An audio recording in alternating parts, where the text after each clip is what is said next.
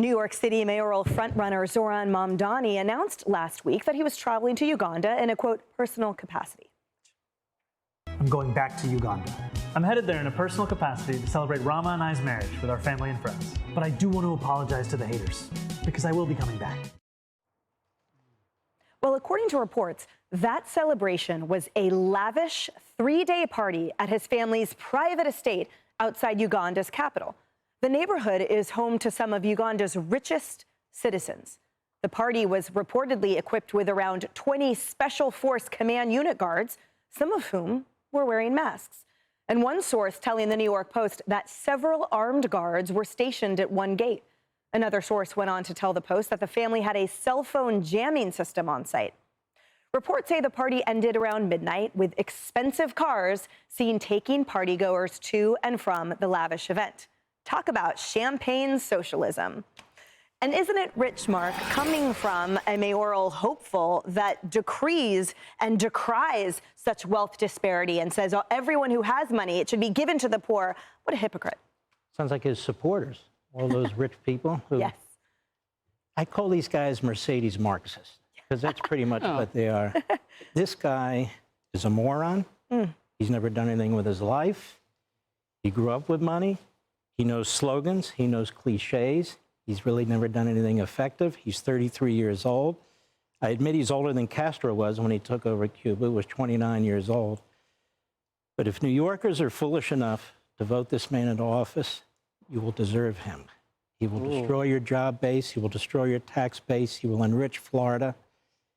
He will destroy your housing base. In other words, all the people these Marxists claim to want to help will be ruined. The blue-collar workers won't have jobs. Taxes will go up. You know, he talks about affordability. Does anybody know any Marxist society that's affordable? Do they know that? Do they have full shelves? Do they have anything? They have nothing. So we talked about the New York Times. I blame the New York Times and newspapers like that. The New York Post is hammering away. The New York Times acts like this is just another candidate running for office. This guy is the enemy of the people. He's not only a Marxist, he's a radical Islamist. He's a Jew hater. He's an anti-Semite. The city with the biggest Jewish population is going to elect somebody like this. It's almost hard to believe. I hope not. Lisa, I've spent a lot of time in Uganda. I traveled throughout the country on a mission trip, and it's difficult to overstate the disparity of wealth there and the have-nots there that are in absolute squalor and riddled with disease and violence oftentimes. And the thought that, yes, this anti-Semitic Mercedes Marxist just jets over there and has such a lavish party, because I've seen with my own eyes what that means to sort of dwell in the upper echelons. It is at the expense of those lower castes there in his viewpoint. And the thought that that's what he wants to make New York City is frightening. But that's exactly what he wants, right? They get rich, you get poor. That's democratic socialism. It's a grift. It's a shiny stage for people, for talentless people to obtain fame and fortune, no skills required. And President Trump summed it up so well. I still remember this speech back in 2019 in Miami to the Venezuelan community. And he said, "But we know that socialism is not about justice. It's not about equality. It's not about lifting up the poor. It's about one thing only: power for the ruling class." So when you think about that, his lavish wedding in this super rich neighborhood, armed guards, makes perfect sense, because it's not about you, the taxpayer. You get poor, Zoran gets richer, his fame increases, he knows all his social media and his TikTok.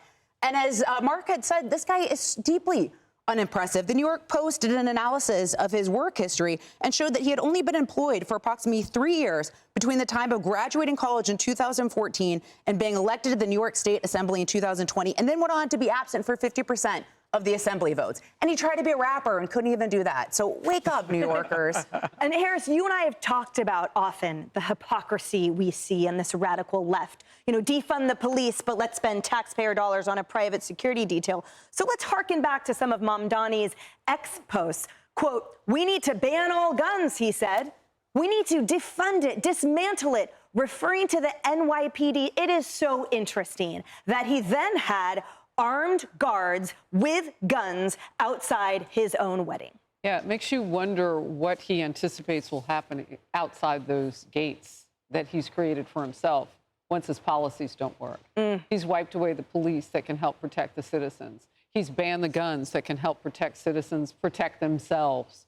I mean, all of the things that he's created to weaken the people outside of his personal gates. And why? Power. Yep. Ruling, the ruling masses. And I have to say, only this guy could make the disturbingly high taxes next door in New Jersey look like a cakewalk. And Rosanna, I wanted to conclude with you on this because you've interviewed all of the campaigns running. And including Mr. Mamdani. Yeah, give us the inside I'm going to scoop. just say that he is very charismatic and he works hard. He just knows hate how him to- The devil can smile. I know, but it he doesn't. works hard. He's very charismatic. And he did hoodwink the New York Times for a while, because every day I would go read the New York Times and see what their take would be during the primary season. And they would basically verbatim how they wanted the socialists and Democrats in the city to vote during the primary. And they said, keep Cuomo off. And they did. When people went to vote, they kept Cuomo off their ranked choice voting. But at some point, and it might have been late in the game, the New York Times had a wake-up call. And then they wrote this opinion piece saying, hey, you know what? Maybe Mr. Mamdani is not right for the job. He's inexperienced. He only passed maybe 3 bills or attached his name to 3 bills while he was in the assembly. He really doesn't have much to run on. He's inexperienced. Yeah. But, you know, he's got momentum in New York City right now. I know he does. And I will tell you that yesterday, Eric Adams wrote on X, working class expert Zoran Mamdani is still on vacation in Uganda. And most of the people went after Mayor Adams saying, how dare you? He's only, you know, it's his wedding, it's vacation. He just got married in Dubai a few months ago. It wasn't like, you know, this is his first wedding celebration. Jeez. And then Mr. Cuomo, who also wants to be mayor of New York City, he wrote on X, champagne socialism or trust fund socialism. And he also got attacked by the people that were Mamdani supporters. It's going to be interesting in New York, unless, you know, Eric Adams and Andrew Cuomo really get out there and do major social media. Running against each other, there's no way they can do that. I mean, Right. there are a higher number by far, a number of independents in the city who vote than there are Republicans.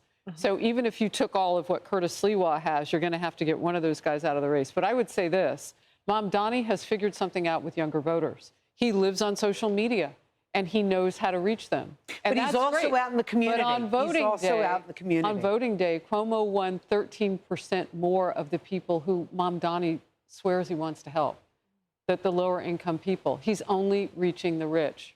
Mark is right about that. Yeah.